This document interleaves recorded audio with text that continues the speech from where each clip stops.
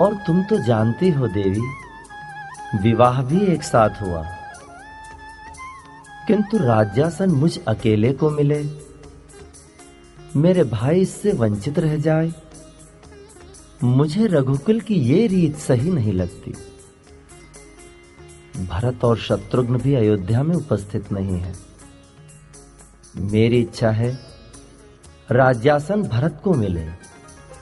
इस राज के सूत्रधार वो हैं। देव, तो क्या सोचा आपने? सीते, कोई नहीं मानेगा राम का प्रस्ताव, किंतु मुझे कुछ और करना है प्रिय। कई कातर पुकारे मेरे मानस पटल से टकरा टकरा कर मुझे एक नए कर्तव्य की ओर उद्धत कर रही हैं। दीनहीन की पुकारों से मैं विचलित हूं। मुनियों संतों की दुविधा का स्मरण आता है मुझे। राम को राज्यासन के स्पर्श से भी अधिक कुछ और प्यारा है सीते। कुछ तो करना ही होगा। प्रिय, ये कैसी दुविधा है?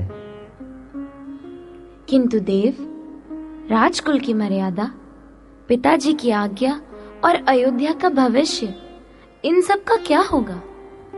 देवी, इन सब से ऊपर भी मुझे तो वही स्मरण है। गुरु विश्वामित्र के साथ की गई पद यात्राओं के समय जन जन के साथ बिताए हुए क्षण, उनकी रक्षा का आश्वासन, अत्याचार का प्रतिकार, इन सब के सामने ये राज्यासन सुहाता नहीं। जीवन की धुरी बदलनी होगी, दृष्टिकोण को परिवर्तन देना होगा। समय की प्रतीक्षा करो, सब उचित ही होगा प्रिय।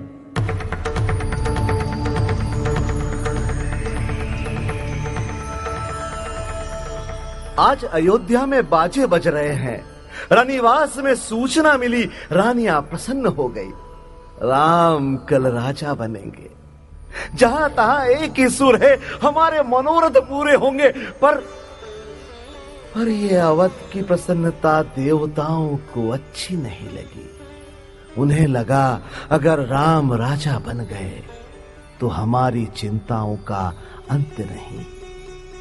वे सब सरस्वती के पास गए, विनती की, देवी कोई ऐसा प्रयोजन करो कि राम कल राज्यासन पर ना बैठे, मन चले जाएं। सरस्वती ने कहा, हे देवताओं, तुम बड़े स्वार्थी हो। अगर अवध की इस प्रसन्नता को तुम ना बढ़ा सको तो कम से कम घटाने का प्रयास तो ना करो। देवताओं की विनती के आगे सरस्वती जी को झुकना पड़ा। वे अयोध्या की प्रसन्नता लूटने के लिए अवध आ गई।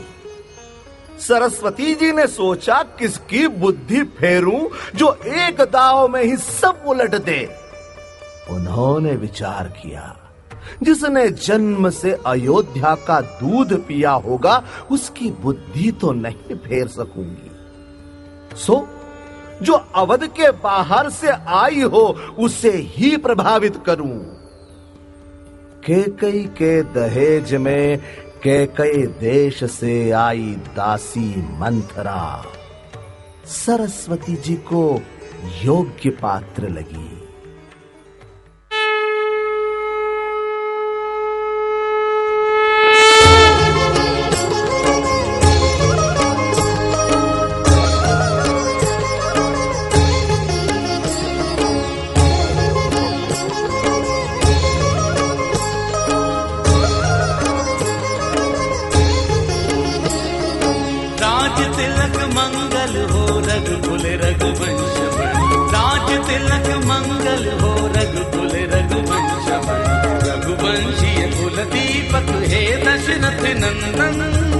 दशरथ नंदन राम तुम्हारी जय हो। रघुवंशीय कुल दीपक हे दशरथ नंदन, दशरथ नंदन राम तुम्हारी जय हो।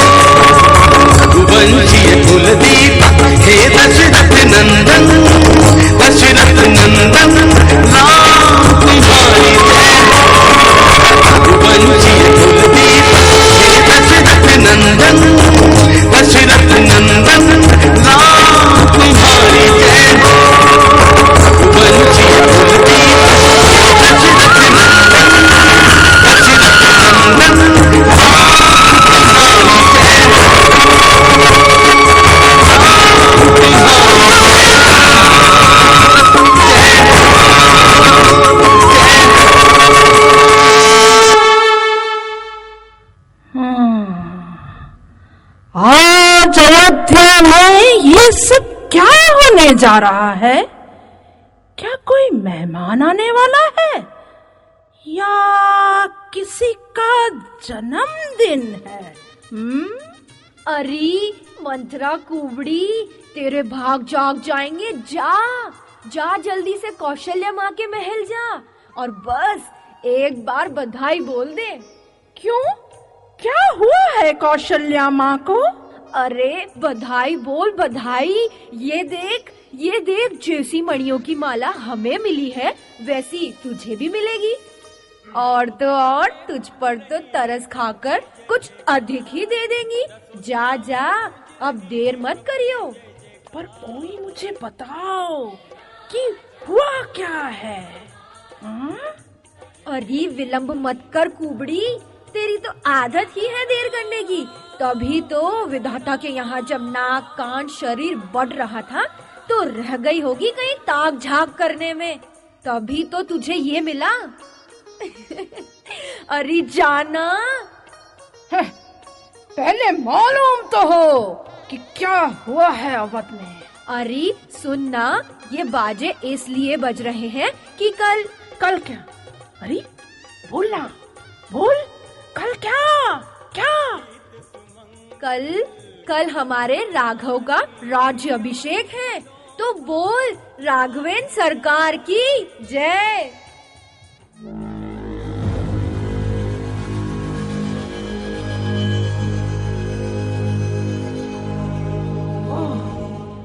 राम का राज तिलक है? राम का राज तिलक? नहीं, ऐसे कैसे होगा? कैकेयी रानी के विवाह के समय जो वचन दिया था उसका क्या होगा? भरत आज अवध में नहीं है। आज मैं लोभी, लंपट, अवध में परिहास और व्यंग का खिलौना, आज मैं अवध को दिखा दूंगी मंथरा क्या है। नहीं, ये सब बिगाड़ कर ही दम लूंगी। नहीं, राम राज हो तो मंथरा का जीवन व्यर्थ है। चल चल मंथरा, चल। चल चल।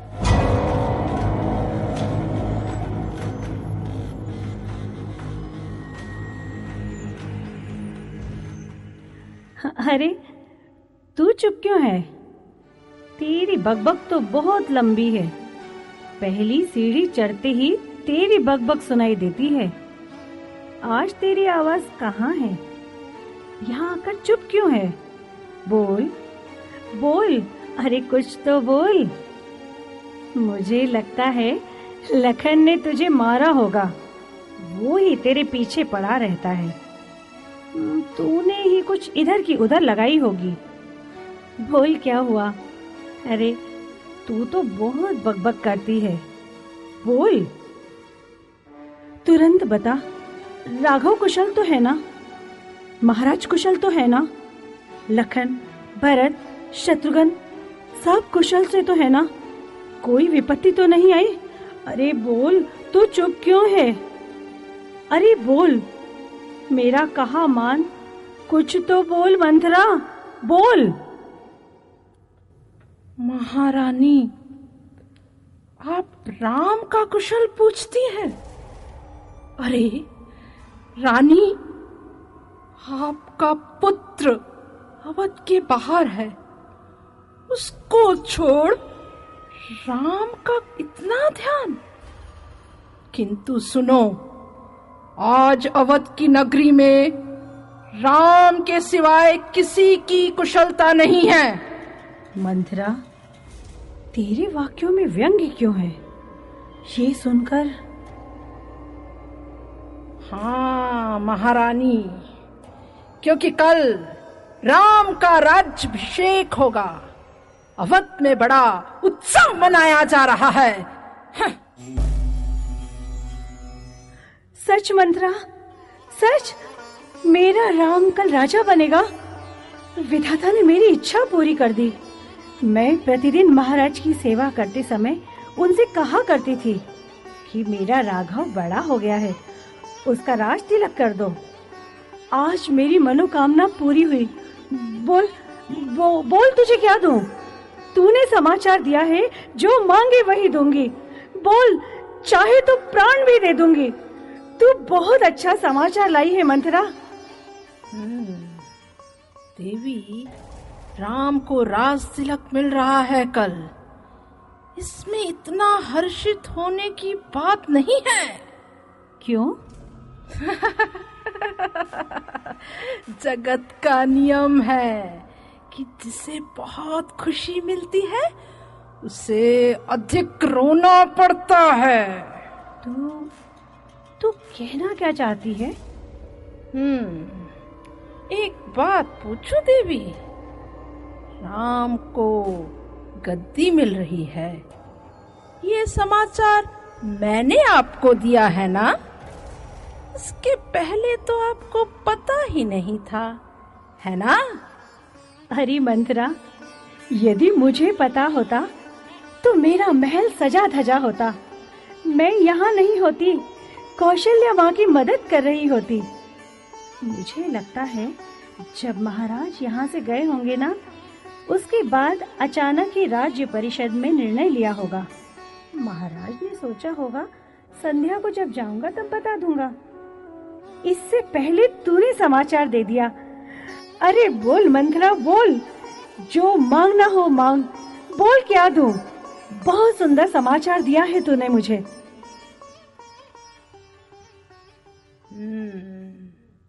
महारानी, आप यही भूल कर रही हैं।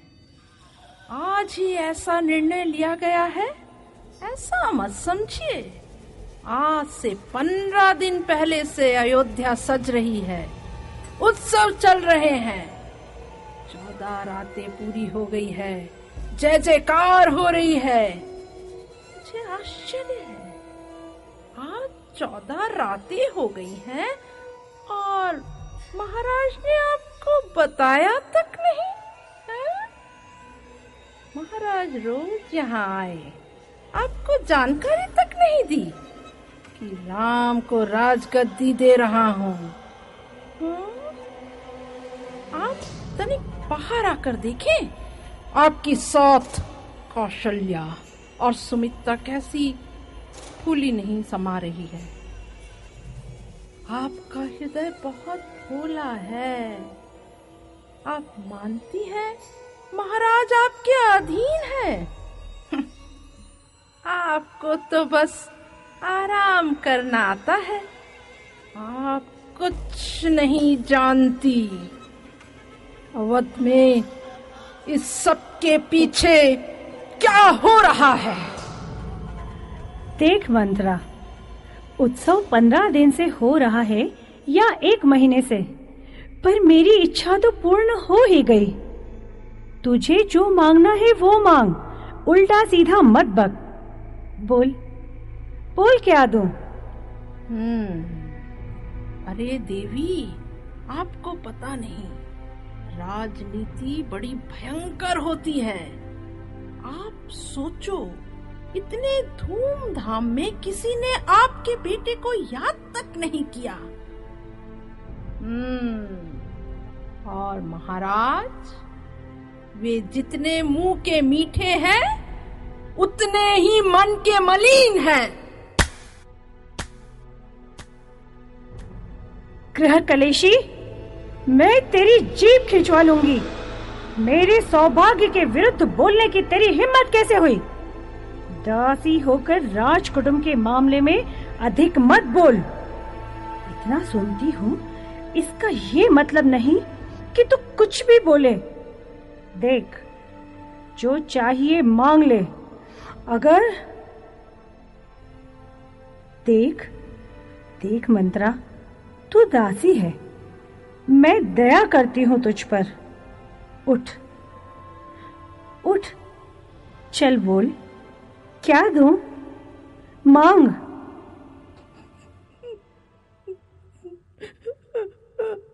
अब क्या बोलूं? क्या मांगू? घर फोड़ी नाम रखा है आपने, जीभ खींच लेने की धमकी दी है आपने। राम राजा हो या और कोई, मुझे इससे क्या लेना देना।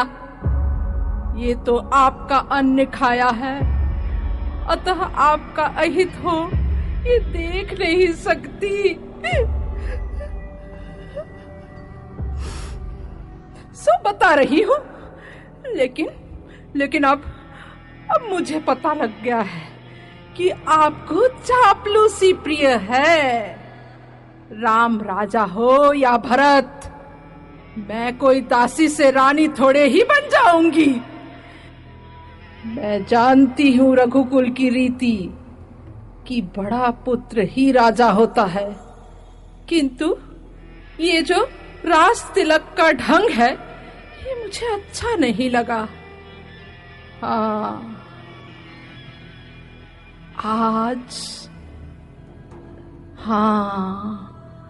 आप सोचें, भरत यहाँ नहीं है, तब ये निर्णय क्यों लिया? हाँ, मुझसे आपके विरुद्ध रचा षड्यंत्र देखा नहीं जाता, तो सोचा बस आपको चलकर बता दूं। षड्यंत्र? तू कहना क्या चाहती है? अच्छा, राज राम को मिले ये सुनकर मुझे आनंद हुआ, किंतु क्या? पर ये सब जैसे हुआ, जो भावना है इसके पीछे। सीधे सीधे बोल मंथरा। इसके पीछे विरोध की आग भड़क रही है। महाराज आपका अधिक ध्यान रखते हैं। ये आपकी सौत कौशल्या और सुमित्रा को अच्छा नहीं लगता है। इस समय आपके पुत्र भरत और साथ में शत्रुघ्न ननिहाल में है। सही अवसर देखकर कौशल्या ने महाराज से राम को गद्दी देने का निश्चय करा लिया।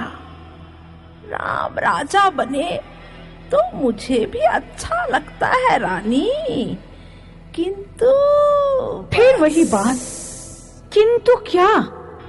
मंथरा, तू जो ये कह रही है अगर सच है तो मुझे समझ में नहीं आता ऐसा षड्यंत्र क्यों? मैंने सपने में भी किसी का कुछ नहीं बिगाड़ा। मंथरा, रघुवंशी हैं हम किसी का बुरा नहीं चाहते, तो फिर मेरे लिए ऐसा क्यों सोचा जा रहा है? देवी, सीधे साधे व्यक्ति को सभी लोग परेशान करते हैं ना। पर चिंता मत कीजिए देवी, मैंने ज्योतिषियों से पूछा है कि मेरी महारानी का क्या होगा। सच मंथरा? तो क्या कहा उन्होंने? उन्होंने कहा कि समय तो बहुत बुरा है, किंतु यदि रानी तेरे कहे अनुसार रहेगी तो सुखी रहेगी। जैसा तू ठीक समझे, तेरी बात सत्य लगती है। कैसे देवी, कैसे? मेरी दाईं आंख आजकल रोज फड़कती है। मेरा स्वभाव तो बहुत भोला है। मुझे पता नहीं कि मेरा कोई हित नहीं करेगा। मुझे क्या पता कि भरत को बाहर भेजकर पीछे से ये सब होगा।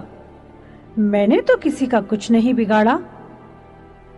मंथरा, एक बात कह देती हूँ, राज्य जिसे मिले उसे बधाई, किंतु मैं और भरत किसी की सेवा नहीं करेंगे। आखिर मैं भी रानी हूँ, भरत भी कुमार हैं। मैं मायके जाकर अपना पूरा जीवन बिता दूंगी, आत्महत्या कर लूंगी। पर कौशल्या या सुमित्रा ये सोचती हैं कि कैकेयी को दासी बनाए तो ये उनकी भूल है। मैं भी रानी हूँ, भरत की माँ हूँ।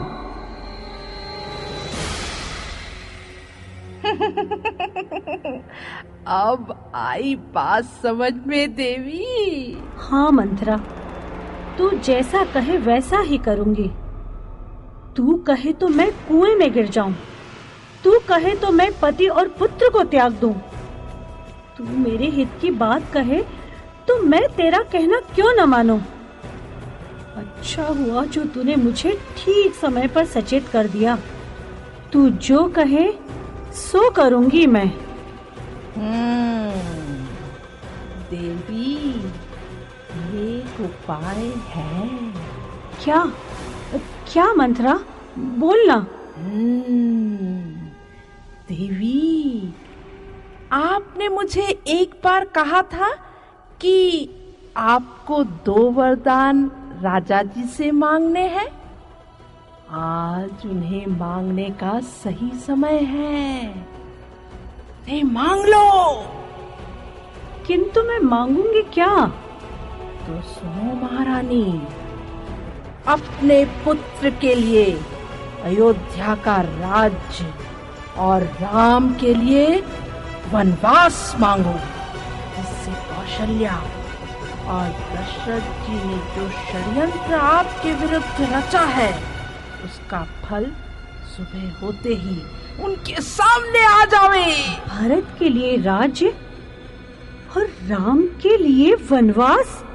हाँ हाँ देवी, पर एक बात का ध्यान रखिएगा। वो क्या? पहले गोप भवन में चली जाओ, वस्त्रालंकार उतार डालो, फटे पुराने कपड़े पहन लो, महल में अंधकार कर दो, गोप भवन में बिस्तर बिना सो जाओ। राजा आएंगे तो मैं उनको उधर ही भेज दूंगी। ध्यान रखिए, महाराज बहुत चतुर है, बहलावे में मत आना। हाँ,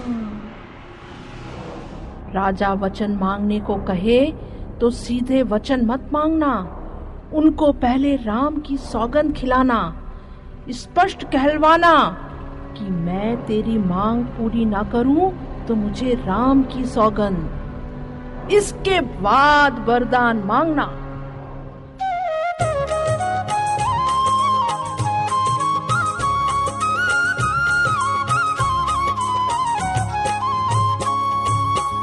सांझ समय सानंद नृप गयऊ कैकेयी गे, कवनु निठुरता निकट किए, जनुधरि देह सने,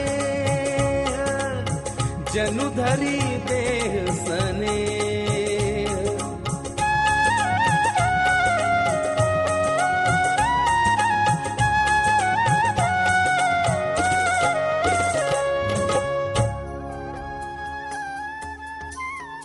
मंथरी, रानी कहाँ है? आज हम इतने प्रसन्न हैं, किंतु आज रानी हमारे स्वागत के लिए हमेशा की तरह उपस्थित क्यों नहीं? महीपति, महारानी अपने हृदय की बात हम दासियों से थोड़े ही कहती हैं। क्यों? मैं सुबह से आई हुई हूँ, मेरे साथ भी बोलती नहीं। मैं बोलने जाती हूँ तो मुझ पर क्रोध करती है। सुबह से भोजन भी नहीं किया है, मैं भी नहीं खा सकी हूँ इसी कारण। पता नहीं आज महारानी क्यों उदास है, कोप भवन में सो रही है। वे कोप भवन में हैं, तो आप जाइए वहां महाराज। रानी और गोप भवन में? क्यों?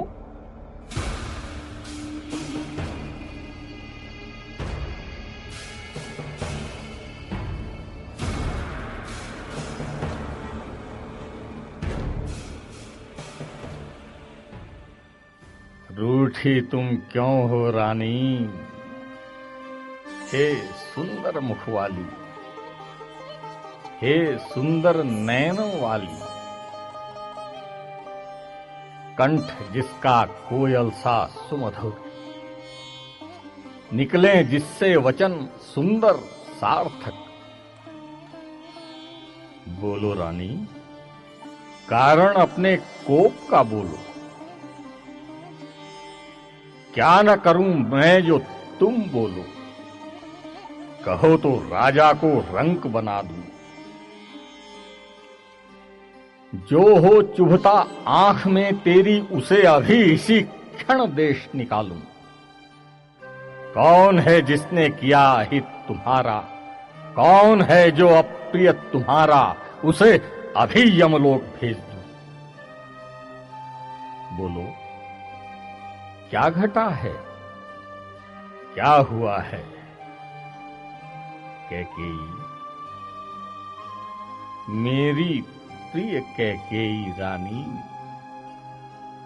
मेरे प्राण, परिवार मेरा, अयोध्या मेरी, राज्य मेरा आधीन है तेरे। मुख है तेरा चंद्रमा समान, मेरा मन है चकोर समान। बोलो बोलो, तुम्हारी रीस का कारण। सुन कैकेयी, आज तुम्हारे मन की साध पूरी हो गई। सुन, तेरे राम को मैं राजगादी दे रहा हूं। गुरुदेव ने आज्ञा दे दी है। अवध में उत्सव हो रहा है। आज की रात के बाद जो कल सुबह होगी तो हमारा बेटा राजगादी पर बैठेगा, राजा बनेगा। राजा राम आएगा, फिर राम राज्य। मैं लाया हूं राम राज्य। ओ, अब समझा तेरी चुप्पी को।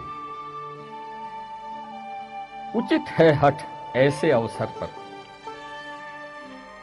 बोल रानी, क्या नेक दूं तुझे मैं इस अवसर पर। बोल, मांग मांग, क्या मांगती आज तू। मांग मांग मांग। मांग मांग कहा आपने कई बार, कभी कुछ दिया भी है आज तक। वरदान मेरे 2 हैं आपके पास, क्या जाने कभी वो मिलेंगे भी या नहीं मिलेंगे। ओह, वरदान के लिए इतना बड़ा नाटक। आज मैं बेहद प्रसन्न हूं, जो चाहे मांग लो। रानी, एक तो अवध के राजकाज की ये व्यस्तता और भूलने का मेरा स्वभाव, रखकर धरोहर तुमने फिर मांगी नहीं, विस्मृत कर दिया मैंने भी।